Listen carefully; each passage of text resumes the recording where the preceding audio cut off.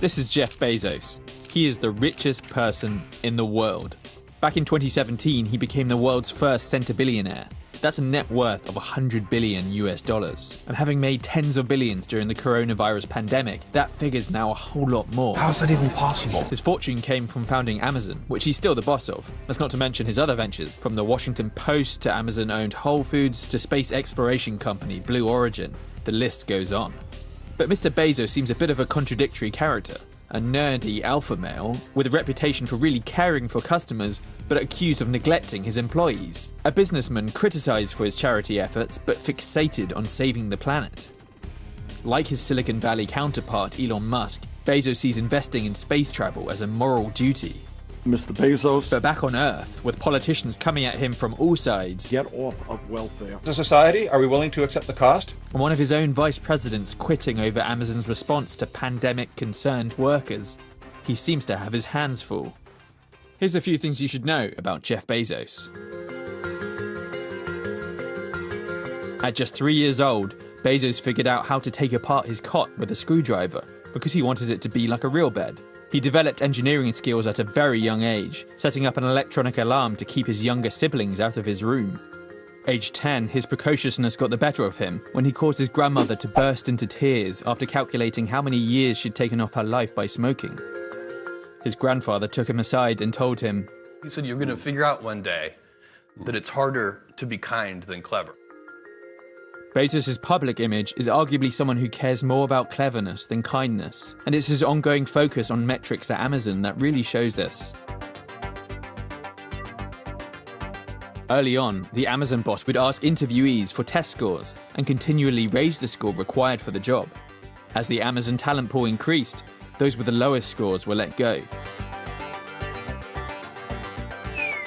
In Amazon warehouses, workers have complained of timed toilet breaks and electronic workstations which monitor employees to ensure they are packing enough boxes.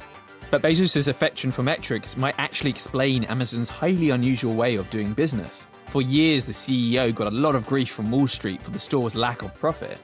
As the stock price was going the wrong way, everything inside the company was going the right way. But always the tortoise, not the hare.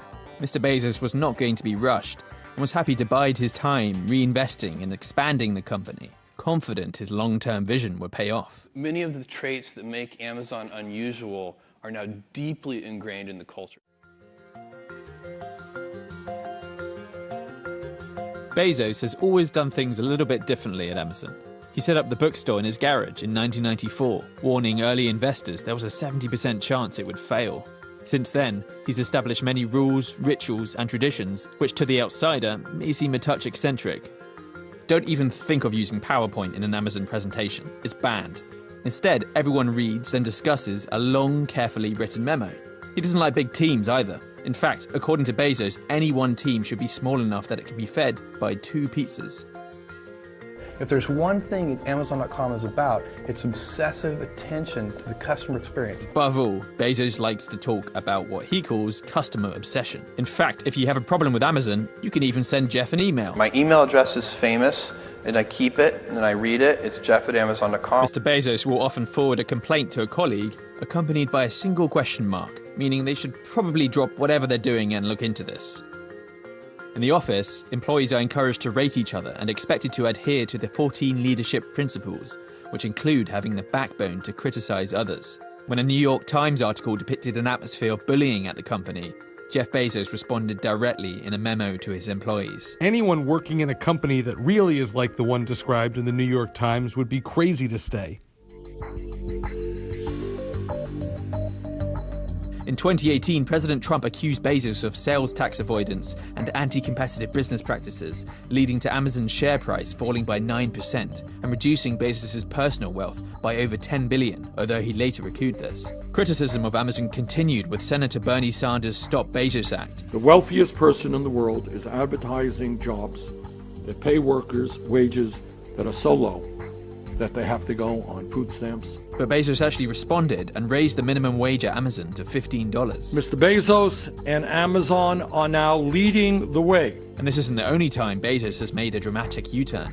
In 2018, he rebuffed criticism for a perceived lack of charity work by contributing a total of $2 billion through his Bezos Day One Fund for Homelessness and Education, a charity founded by his ex-wife, author Mackenzie Bezos. We are really evolved to be pioneers.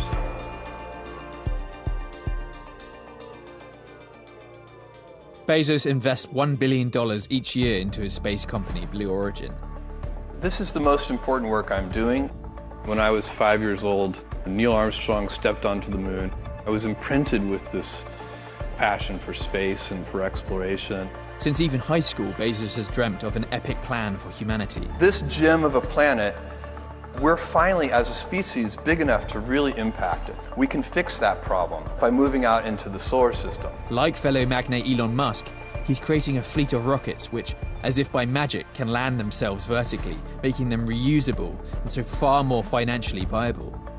Unlike Musk, he isn't speeding towards his goal, but methodically and quietly plotting it out.